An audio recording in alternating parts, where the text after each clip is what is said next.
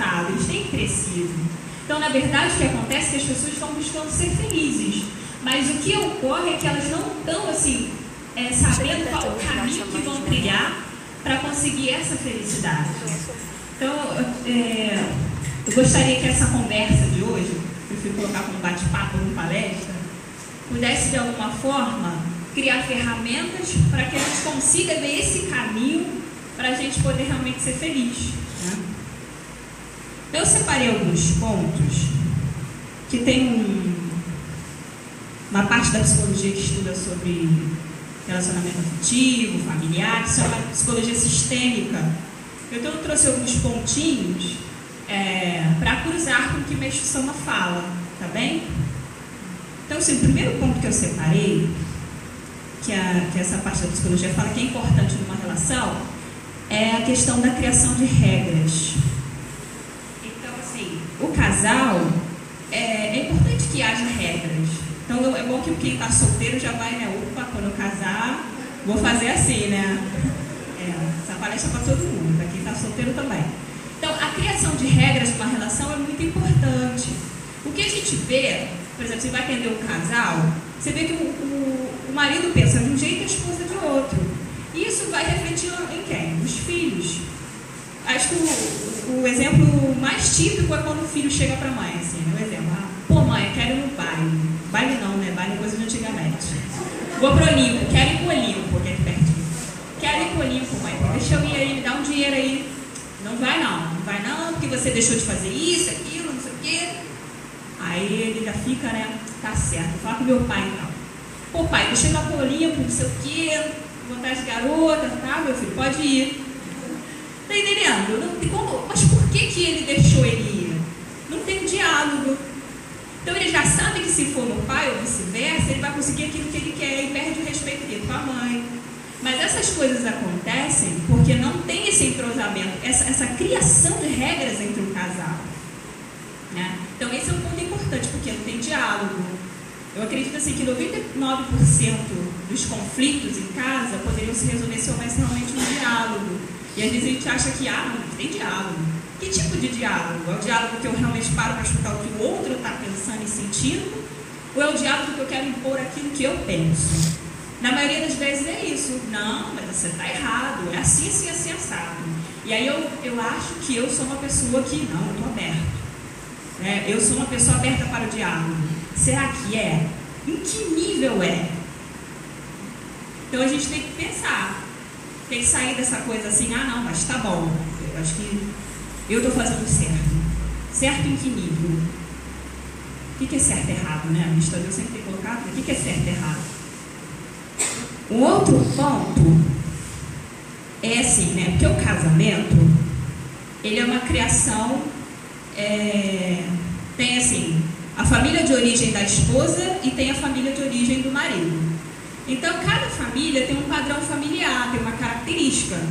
Né? Tem famílias que são mais abertas, alegres, tem famílias que são mais fechadas, né? Cada um tem um jeito de ser, isso se chama padrão familiar. Então, quando casa, há uma sobreposição desses dois troncos familiares, vamos dizer assim, né? Então, tem um pouquinho, essa nova família tem que ter um pouquinho da família dela e tem que ter um pouquinho da família dele. Só que assim, né, eu vim na minha família, então eu aprendi determinados valores, certo e errado, e o outro parceiro não, ele aprendeu de outra forma. Aí quando vai juntar no casamento, vai falar assim, não, você está fazendo errado, eu aprendi assim. Aí ele também, por sua vez, ele está preso à sua razão, porque ele aprendeu da forma dele.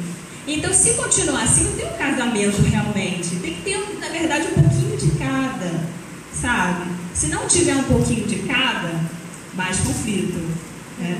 Mais conflito, porque fica aquela imposição. Então, o casamento precisa, assim, perder, né?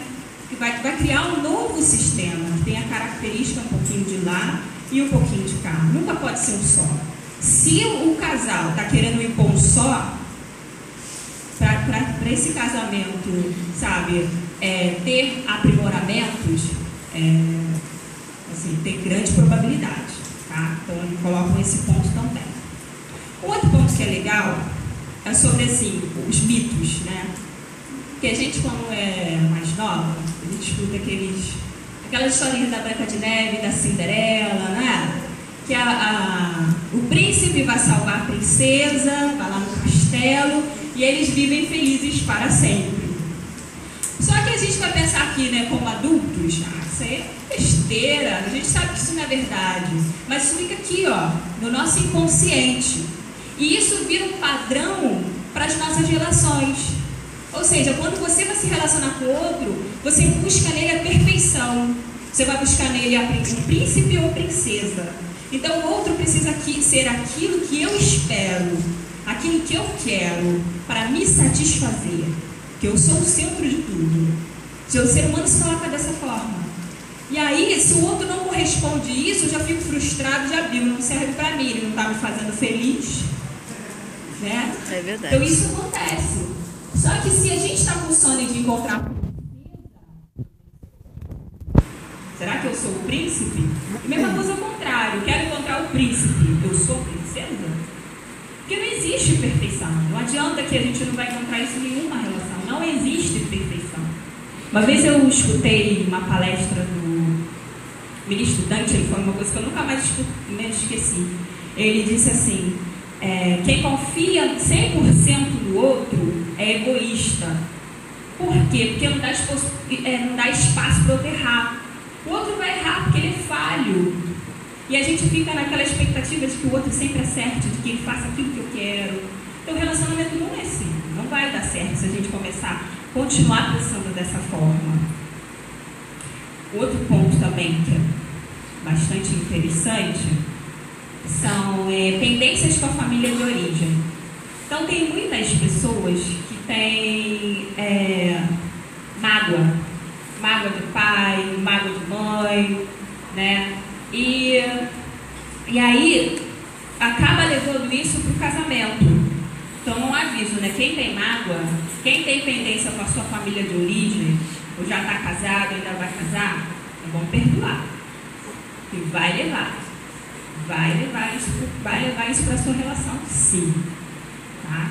Então teve uma jovem que eu acompanhei quando eu era responsável por Vista Alegre. Ela não tinha uma boa relação com pai nem mãe, né? O pai dela não falava, a mãe dela era dizer que irritava ela. Então a gente foi fazendo um trabalho, olha, precisa perdoar seu pai, precisa perdoar sua mãe. Depois de muito custo ela conseguiu perdoar o pai, né? Depois conseguiu perdoar a mãe. Aí ela conseguiu assim mudar o padrão de relacionamento dela, porque ela ficava pensando assim, puxa vida, eu só namoro com o mesmo tipo de cara? Não acontece? Puxa vida, eu termino com uma pessoa, mas daqui a pouco vem outra, e essa pessoa é igual a outra, apesar de ser outra pessoa. Por quê? Porque é afinidade, é a macro espiritual, alguma coisa que ela tinha no interior que precisava mudar. Né? E no caso dela, era essa pendência com pai e mãe. Quando ela não perdoou, ela não conseguiu. Agora ela vai se casar com uma pessoa em outro nível espiritual. Então ela realmente teve grande proteção de Deus e bênção, porque ela poderia ter casado, né, com o mesmo padrão de antes. Ia ser o quê? Infeliz. Mas teve a permissão de mudar isso. Outra coisa também é que às vezes a gente fica criticando pai e mãe, né? Pô, meu pai foi desse jeito, minha mãe foi desse jeito. Mas a gente tem que entender que de repente pai e mãe não teve o acesso às coisas que a gente está tendo agora, né? E aí a gente fica criticando. A gente acha que o outro pensa como a gente. Não pensa. Não pensa. É muito diferente. Tem uma jovem brasileira que ela não gosta do pai. Ela diz que o pai dela é insuportável. Meu pai é insuportável. Ele é grosso. Tá bom, perdoa teu pai. Aí ela nada de querer perdoar o pai. Outro dia ela veio falar comigo, né? Aí ela, puxa vida, eu tô igual ao meu pai. Eu tô brigando com as pessoas igual a ele. Pois é. Porque tem aquele padrão familiar, né? Aquela mácula na família. Se você não resolve aquilo ali, vai para baixo. Vai para os filhos, vai para os netos. Né? Como ela não está querendo resolver com o pai, vai descer para ela, assim, vai para a relação com os filhos quando tiver. E ela foi o quê? Está se dando conta disso. Então, se a gente não mudar, a gente vai se tornar nossos pais. A gente criticou tanto eles, mas a gente vai fazer a mesma coisa. Por isso que a gente não pode deixar pendência. Aí eu me lembro daquela música da Elis Regina, não sei se os senhores conhecem, que ela fala assim, né? Minha dor é perceber que apesar de termos feito tudo o que fizemos, nós ainda somos os mesmos e vivemos como os nossos pais. Exatamente isso. Exatamente o que acontece. Então, é bom, né? Quem tiver, por favor, qualquer pendência da família de origem, vamos resolver para que a gente realmente consiga nascer de novo nas nossas relações. Um outro ponto que eu também queria falar é sobre a questão de que as relações são complementares e geralmente a gente procura colocar, né, a culpa no outro. Ah, não deu certo, mas é o outro. Mas não, se o outro está fazendo algo que lhe desagrada, eu também estou contribuindo para ele fazer aquilo. De que forma? Tem um exemplo que eu sempre costumo colocar, um exemplo assim: a esposa que reclama que o marido não faz nada em casa. Ela faz tudo. Então, ela faz tudo que ele não faz nada. Mas ele não faz nada porque ela faz tudo. E aí, quem está certo e quem está errado? Quem está certo e quem está errado? Ele também não faz nada porque ela não deixa. Né? Aí, teve uma jovem casada, em Vista Alegre, que ela começava a falar, ela reclamava muito do marido dela. Meu marido é um imprestável, ele não ajuda em nada. Eu falei, tá bom. Mas como é que é, né? Vamos lá, aprofundando a relação com ela. Mas como é que é a relação de vocês? E aí eu fui ver que ela mandava tudo, ela era mandona. Se ele botasse, não, eu quero arrumar casa assim. Não podia, tinha que ser do jeito dela. Então ele não fazia nada. Então se ela faz tudo, e ele não faz nada, e se ele não faz nada, é porque ela coloca ele nesse lugar. Então, se nas nossas relações a gente também está assim, fazendo tudo sobrecarregado, será que a gente não está fazendo isso? Não é a gente que tem que mudar, deixar de fazer tudo para que dê espaço para o outro começar a fazer? Então, é isso também, a relação o quê? Esse ponto o aprendizado as relações são complementares. Né? Se existe aquele que manda, é porque existe aquele que obedece. Né? Quem manda só vai mandar se tiver aquele que obedece. Se o que obedece falar eu não quero mais obedecer, aquele que manda não existe mais. Entendeu? Aquele lugar some. Porque um reforça o outro. Entendeu? Um reforça o outro. Então o que eu estou reforçando que precisa mudar? Eu preciso mudar. Né? Então, assim, a grande diferença dos casais que dão certo e o que não dão certo não é a ausência de problemas. Eles sabem, né, que o problema sempre vai existir. Não é isso. Mas é a sua capacidade de enfrentar e resolver dificuldades. Se ele tem essa capacidade, se eles têm esse diálogo para ultrapassar, eles vão conseguir. Porque problema, assim, né, purificação, vai ter. Sempre vai ter. Mas como eu conduzo isso? De que forma eu conduzo? Mas um outro ponto que a gente precisa saber é: por que Deus criou a família? Por que Deus criou a família? Para construir um paraíso terrestre. Mas a gente age como se a família fosse para a gente. Sabe? Família não é para a gente, é para a construção do paraíso terrestre. Essa é a missão da família. Será que a gente está deixando a nossa família cumprir essa missão nesse nível de construir realmente o paraíso terrestre? Ou a gente está usando a nossa família de forma egoísta para nos satisfazer? Meu marido tem que me fazer feliz. A minha esposa tem que me fazer feliz. Os meus filhos têm que me fazer feliz. Será que não é esse o sonho que está por trás? Né? Então, aí eu lembro que tem uma palestra do ministro Alexandre Guedes que ele fala, né? Eu me casei para o meu marido fazer feliz, mas ele não me faz. E aí eu começo a reclamar. E aí as nossas relações ficam no nível egoísta. E a gente é messiânico, né? Então tem que ser diferente. Precisa ser diferente.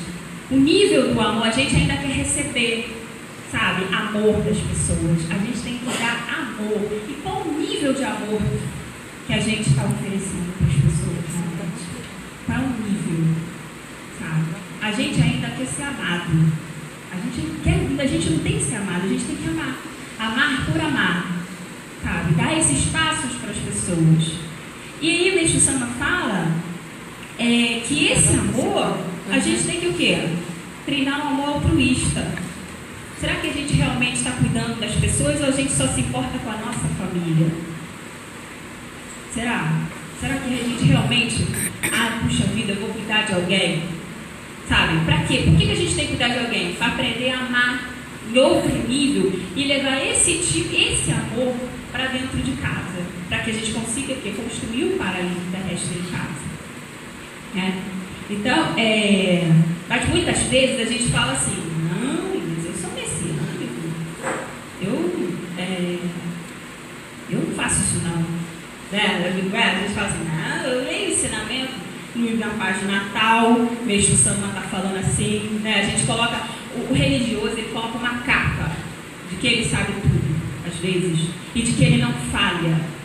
Eu acho que nós precisamos admitir que a gente falha, ter essa humildade. Eu não sei tudo. Chegar aqui no altar, Meixo Sama, eu não sei tudo, por favor. Eu quero crescer, eu quero realmente construir o paraíso terrestre em todos os lugares que eu vou. É isso que a gente precisa fazer, senão o nível do nosso amor vai continuar o mesmo. E a gente não vai conseguir fazer o que precisa realmente fazer, sabe? Porque às vezes a gente fica muito preso nisso, puxa vida, tá tudo ruim em casa, sabe? Não tá bom, minha família não tá bem, ou minha relação não vai pra frente, né? Só eu. Acho que está na hora da gente, para que isso mude de nível, está na hora da gente olhar para os lados, olhar para as pessoas e lembrar que a gente tem um picalho no pescoço, sabe? A gente tem uma ferramenta importantíssima no pescoço que salva pessoas, que dá vida onde não tem vida.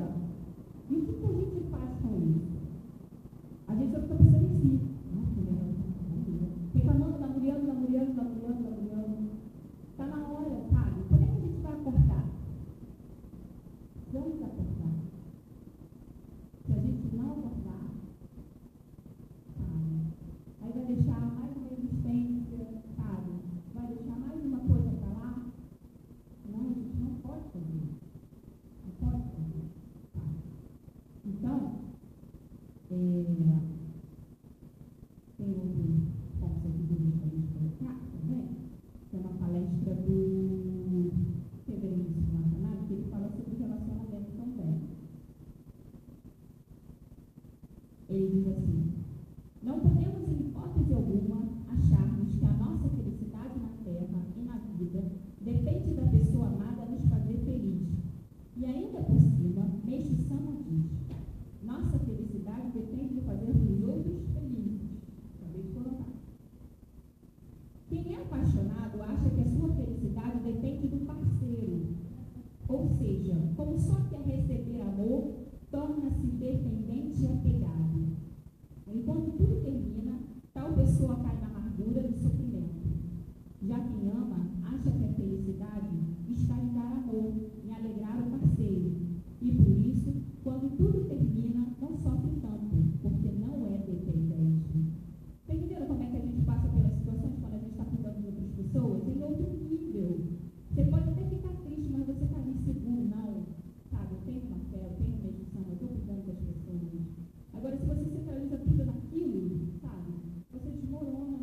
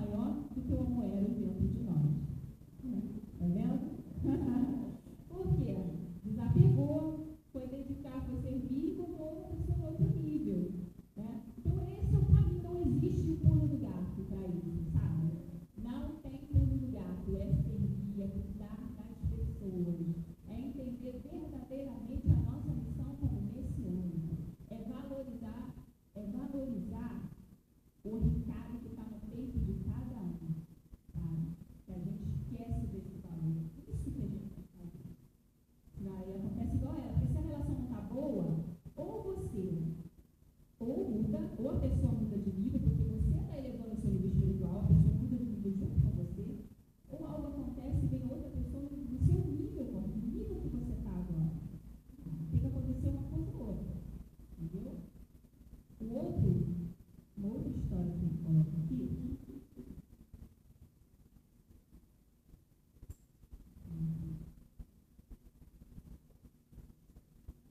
Por isso, quando as coisas não forem conforme a nossa intenção, basta pensarmos que Deus assim o deseja, por alguma necessidade, de purificar as máculas. No caso de relacionamento humano, o ser humano tem apego porque não compreende que se perder a pessoa amada é porque Deus está o purificando para mais tarde, devido à eliminação dessas máculas, será possível encontrar alguém melhor ou a própria pessoa amada no nível superior, que eu acabei de colocar. Isso, na verdade, é a proteção de Deus, pois se o ser humano permanecer com a pessoa amada, sem estar purificado, com certeza ela vai muito mais sofrer do que ser feliz. Às vezes, Deus nos une à pessoa que não é a nossa parte para nos aprimorar. Esse é o ponto mais desafiador da gente, né? Da gente aceitar. Mas a gente tem que entender a sutileza de Deus nas coisas, sabe? A gente tem que entender o que Deus quer pra gente.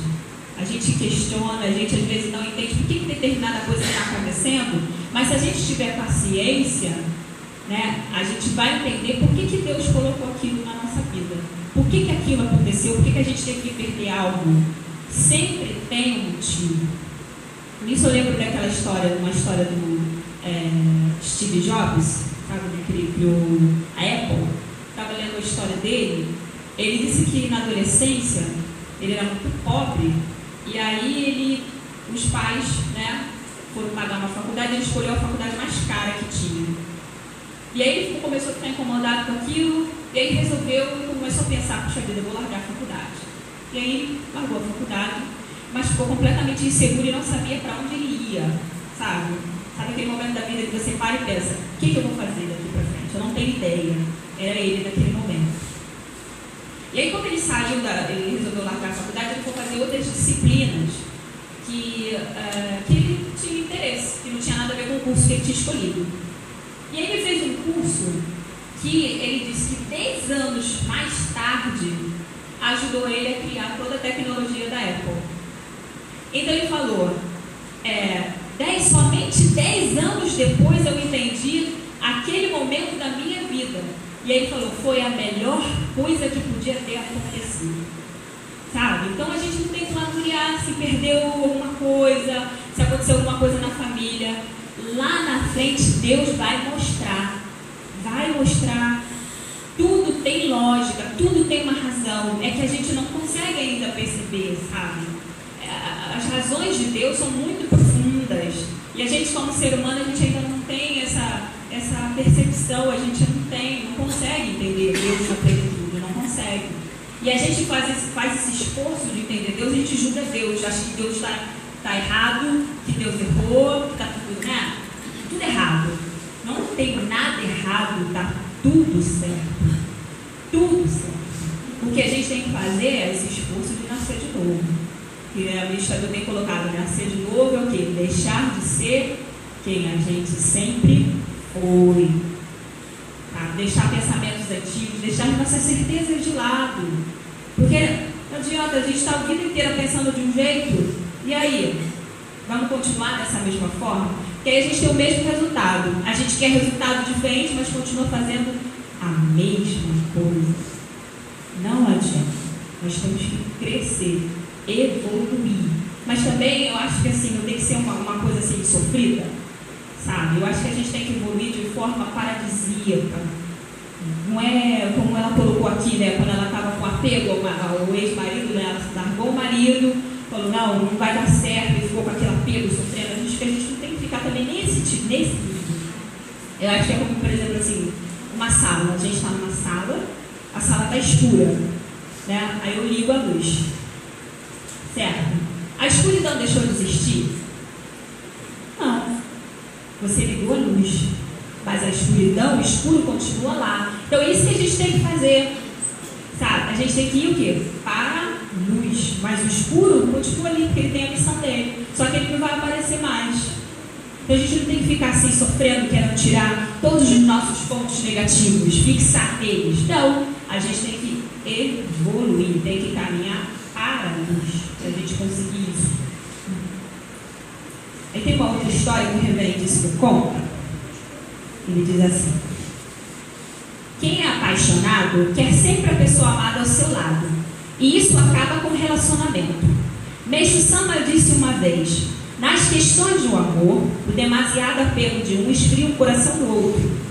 Sobre isso, existe uma história muito famosa. No pequeno vilarejo da Europa, morava um bruxo muito poderoso que amava uma estudante e esta amava outro homem. Então o bruxo tentou usar seu poder para deixá-la apaixonada por ele. Mas seu mestre, sabendo de sua intenção, chamou-lhe a atenção severamente e explicou-lhe a relação entre o amor e o apego. Ele disse: observe a flor do campo, ela não é linda? No entanto, se você arrancar do campo apenas para satisfazer sua vontade, ela perderá sua beleza, porque murchará. Mas, se você a deixar no campo, ela continuará irradiando beleza, porque ela combina com as outras flores, com o cheiro da terra molhada, com o pôr do sol. O que adianta fazer a estudante permanecer do seu lado sem te amar? Sem ela estar feliz por estar com você? Todo ser humano possui sua outra parte. Espere e respeite os desígnios do amor que Deus traçou para você.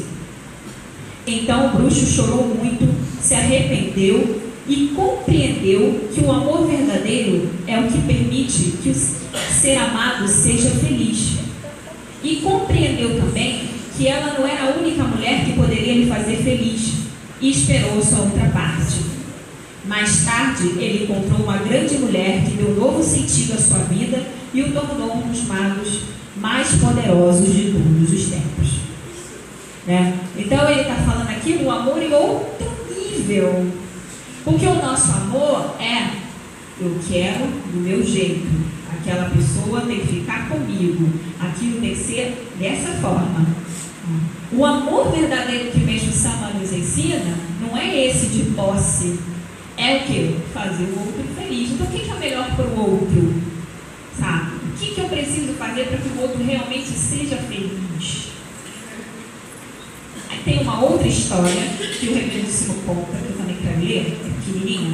Ele diz assim: uma vez, uma senhora foi se queixar ao reverendíssimo Watanabe e disse: reverendo, meu marido não me ama nada, apesar de eu amá-lo tanto. Acho que ele está com outra.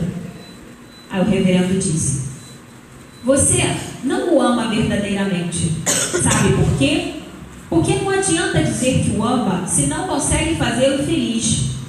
Para isso, é necessário servi-lo, colocá-lo em primeiro plano. Você só está desejando ser amada por ele. Só quer amor e não dor. Só porque beija e abraça, não significa que o ama. Seu esposo a ama muito mais do que a senhora o ama. Sabe por quê? A senhora está apaixonada, não está? Como ele lhe fez feliz, conseguiu deixá-la apaixonada por ele. Mas a senhora não consegue deixá-lo apaixonado. O amor não é só dizer eu te amo, tem que saber conquistar. E a melhor forma é servir prestando atenção no que pode fazer para tornar seu marido feliz em primeiro lugar. Assim, ele terá gratidão pela senhora, e de gratidão nascerá a consideração, e então será impossível ele lhe trair. Então aqui ele está falando, mais um exemplo para a gente. É fazer realmente a pessoa feliz. Se não fizer feliz, não tem gratidão, sabe? Às vezes a gente se queixa realmente, pô, fulano não consegue, eu acho que meu marido, o namorado, não gosta de mim. Está esperando. Faça ele. Às vezes eu não vou fazer não, porque primeiro ele tem que demonstrar que gosta de mim. A gente não faz isso? Não, ele tem que demonstrar, porque já sofri muito, não vou fazer isso mais não. Porque está esperando algo em troca, não é? A gente faz isso não, porque estou fora. Se ele falar que gosta, aí eu dou outro passo. Porque está com intenção, tem amor. sabe? Independente se vai ficar, se não vai ficar, tem algum aquele ser humano que está ali, sabe? A relação tem que ser o quê? Para construir um paraíso. Se você está numa relação para o outro já te satisfazer, se você já vai para esse sono, é porque você, no fundo, quer que o outro te satisfaça. Apesar de você não admitir, mas é isso. Se a gente vai entrar numa relação com esse nível, com esse sono, já vai entrar errado. Aí vai casar com esse sono, vai ter filhos com esse sono, vai ter netos com esse sono. E aí vai perpetuar esse sono de egoísmo no quê? Na nossa linhagem. Nossa linhagem vai ficar presa nisso. Até quando? Está na hora da gente libertar, né? Nossos antepassados, de sentir um nível de felicidade diferente do que a gente tem hoje. Porque eu acredito que a gente ainda não tenha experimentado um nível de felicidade no nível que o Mestre Sama quer. A gente ainda não experimentou aquela felicidade plena. Ainda não.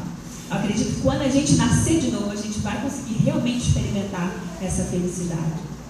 Então, outro ponto também que o Reverendíssimo fala é que as linhagens, o casamento, ele surge quando existe dívida entre a linhagem A e a linhagem B. Aí é escolhido o representante dessas duas linhagens para se unirem e para resgatar essa dívida que existe entre essas duas linhagens. Por aí, seu João. É dívida com a linhagem da esposa. Aí como é que desfaz essa dívida? Fazendo o outro feliz, sabe? Então um precisa fazer o outro feliz para essa dívida diminuir. Só que um quer ser feliz, o outro quer ser feliz egoisticamente, aí ninguém faz feliz ninguém, e essa dívida é o quê? Aumenta. Aí o que vai acontecer? Na próxima vida vai de novo casado com a pessoa. De repente aí umas não sei quantas existências com a pessoa, de repente não vem como marido, vem como filho, ainda tem dívida. Né? Então, resolve logo, senão na vida que vem vai botar todo mundo juntinho. Vai voltar. Tá devendo muito? Então vamos correr. Vamos correr para essa dívida diminuir. Senão, ela vai aumentar. E aí eu queria ler, para a gente fechar, para não me prolongar tanto, eu queria ler uma história, que acho que de repente vocês já conhecem. É uma história muito legal, chama Milho de Pipoca. Tem a ver com isso que a gente está falando aqui. Faz a gente pensar como é que é esse processo de nascer de novo. Ele fala assim: a transformação do milho duro em pipoca macia é símbolo da grande transformação por que devem passar os homens, para que eles venham a ser o que devem ser. Olha só. Que eles venham a ser o que devem ser. O que a gente deve ser? Divino. Divino. O milho de pipoca não é o que deve ser. Ele deve ser aquilo que acontece depois do estouro. Ou seja, nós ainda não somos o que devemos ser. Nós vamos ser depois do nosso estouro. O milho de pipoca somos nós, duros, quebra-dentes, impróprios para comer. Pelo poder do fogo, podemos repentinamente nos transformar em outra coisa. O que é o fogo? Purificação. Mas a transformação só acontece pelo poder do fogo. Milho de pipoca que não passa pelo fogo continua a ser milho de pipoca para sempre. Assim acontece com a gente. Então, quem não purifica, continua sendo milho de pipoca para sempre. E aí a gente vê a importância da purificação. Se não purificar, não nasce. Tem que nascer de novo. As grandes transformações acontecem quando passamos pelo fogo. Quem não passa pelo fogo fica do mesmo jeito a vida inteira. São pessoas de uma mesmice e uma dureza assombrosas. Só que elas não percebem. Acham que o seu jeito de ser é o melhor jeito de ser. Não acontece isso? Muitas vezes, né? A gente não percebe quando tem que mudar. Não percebe. A gente acha que não, do jeito que eu estou, está ótimo. Mas, de repente, vem o fogo. O fogo é quando a vida nos lança numa situação que nunca imaginamos. Dor. Pode ser dor de fora, perder um amor, ficar doente, perder o emprego, ficar pobre. Pode ser dor, pode ser fogo de dentro, pânico, medo, ansiedade, depressão, sofrimentos cujas causas ignoramos. Há sempre o recurso do remédio, apagar o fogo. Sem o fogo, o sofrimento diminui e, com isso, a possibilidade da grande transformação.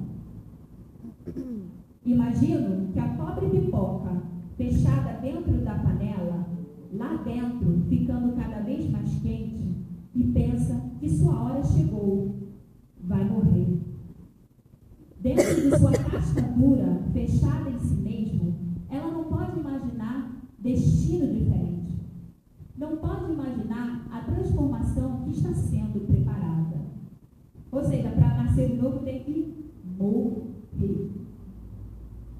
Não a matéria, mas morrer para que a gente, essa maneira de ser antiga, sabe, que já está empoeirada, precisa ter outra, paradisíaca, tem que morrer, tem que abrir mão. Se não abrir mão, não vai. O ministro Tadeu colocou, né? O primeiro passo para nascer de novo é o quê? O coração. Então a gente tem que cuidar do nosso coração. Como é que está o nosso coração mesmo? Está julgando? Ama realmente as pessoas? Está com raiva? Está com mágoa? Tem que fazer uma faxina aí. A pipoca não imagina aquilo de que ela é capaz. Nós não imaginamos do que somos capazes. Sabe? Nós temos a partícula divina. A maioria de nós não acredita que pode nascer de novo. Falo, é muito difícil. Não dá. A Mestre Sama nasceu porque ele era o Messias. Não. Ele veio mostrar pra gente que a gente pode. Ele veio em condição de homem para mostrar pra gente o caminho que a gente precisa fazer. Então, se a gente não acreditar, não vai nascer de novo. Não vai conseguir. E a gente não vai nem conseguir passar isso para as outras pessoas. Aí, sem aviso prévio, pelo poder do fogo, a grande transformação acontece. Pum, né? Quando a pipoca estoura. E ela aparece como uma outra coisa, completamente diferente, na qual ela mesmo nunca havia sonhado. Piruá é o milho de pipoca que se recusa a estourar. São aquelas pessoas que, por mais que o fogo esquente, se recusam a mudar. Elas acham que não pode existir coisa mais maravilhosa do que o jeito delas serem. A sua presunção e o medo são a dura casca de milho que não estoura. O destino delas é triste. Ficarão duras a vida inteira. Não vão se transformar na flor branca e macia, como a pipoca, né? Não vão dar alegria a ninguém. Terminado o estouro alegre da pipoca, no fundo da panela ficam os piruás, que não servem para nada. Seu destino é o lixo. Então, o que a gente quer ser? A pipoca ou o piruá? Então, a gente tem que estourar. Só que quando a gente bota a pipoca no fogo, tem um tempo, né? Para estourar. Se você deixar demais também, né? Então, tem um tempo certo. O momento é esse, da panela esquentar. Sabe? Esse é o momento da gente realmente crescer e nascer de novo. Então, vamos refletir sobre isso, vamos refletir sobre a nossa maneira de ser, porque muitas vezes a gente, por achar que tá tudo bem, a gente não dá o primeiro passo para mudar. É igual aquela pessoa, né? Por exemplo, assim, puxa vida, ela viu um fulano que é chato. Aí todo mundo sai correndo. Ai, não viu fulano. Não quero ficar perto dele. Né? Mas não é triste isso? Não é? Você tá ali, daqui a pouco as pessoas não ficam perto da gente, que a gente vai conversar. Porque a pessoa não se dá conta que é preciso mudar. E quantas coisas também que a gente incomoda as pessoas e a gente também não se dá conta que precisa mudar. Que são coisas pequenininhas que se a gente conseguir, nossas relações vão melhorando, né? Vão mudando de nível espiritual. Né? Então, assim, né? Eu espero que a gente, todos nós, consigamos realmente nascer para isso, entendendo a nossa missão, elevando o nosso nível de amor. Outro dia eu comecei a fazer uma reflexão, porque eu tenho, assim, refletido muito qual o nível de amor que eu tenho pelas pessoas. Porque às vezes a gente acha, né? Tá bom, não tá bom, não estou satisfeito com o nível de amor que eu tenho. Então, se a gente for parar para pensar, acho que 80% do que a gente pensa é na gente, os outros 20% é no outro. A gente só pensa na gente o dia inteiro, alimentando o egoísmo o dia inteiro. Né? Aí eu comecei a pensar, puxa vida, tem que melhorar, tem que nascer para esse ponto. Não fiquem satisfeitos com o nível que vocês estão, só porque, puxa vida, eu já consegui isso. Não fiquem satisfeitos, são 180 camadas do mundo espiritual. Tem sempre um nível acima que a gente pode galgar. Então eu estou pensando nisso. Porque às vezes a gente tem assim, puxa vida, vou fazer uma faculdade, vou fazer um mestrado, vou prestar concurso para um lugar melhor. A gente está sempre aspirando a crescer materialmente. A gente bota meta para crescer. E espiritualmente, a gente bota meta. Não estou falando de lugar de posição, não, que vai ser ministro, estou falando disso. Eu estou falando de elevação espiritual, de ponto que a gente tem que mudar, crescer. Puxa, eu quero elevar o meu nível de amor. A gente tem essa meta, a gente só coloca a meta material.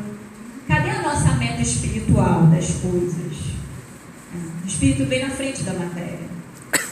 E a gente coloca por último. Então está na hora da gente colocar a nossa vida na ordem que precisa ser. Não é virar fanático, não estou falando para ninguém ficar aqui 24 horas na igreja, vou botar um colchonete. Não adianta ficar o dia inteiro na igreja se não está sendo útil às pessoas. Construir um paraíso terrestre em todos os lugares, é no trabalho, em casa. Não é só quando vem na igreja que vai construir o paraíso, em todos os lugares. Então, vamos colocar a nossa vida na ordem.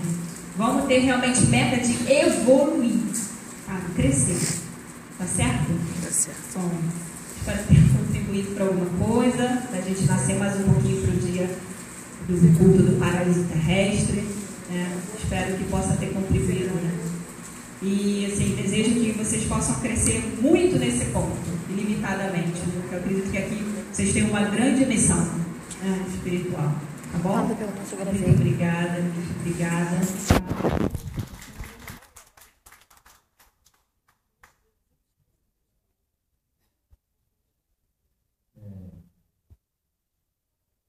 Ela falou uma coisa importante, mas queria que não dessem ouvido a uma coisa que ela falou. E já para ficar 24 horas pelo dia. 25. Para ganhar uma hora extra.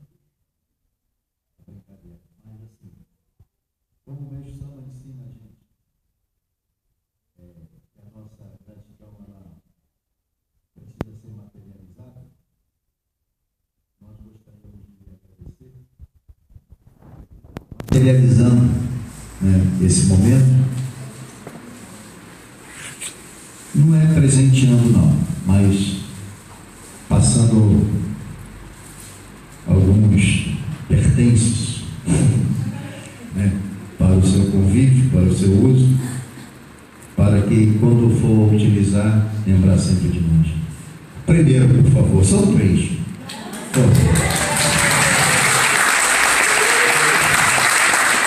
Tudo na vida que já tem um desgaste que vai levar em casa.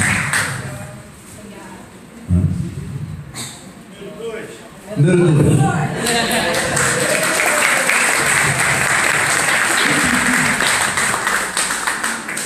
Um cafézinho junto. Veio falar de amor, né? Tem que ganhar amor. Vai relembrar o tempo de criança. Um cartuzinho. Número 3.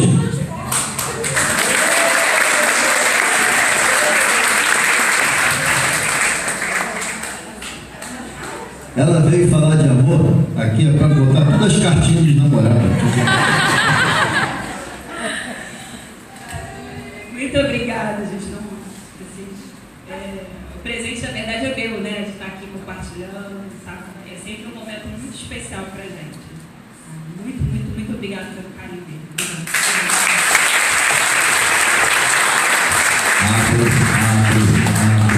Os dois.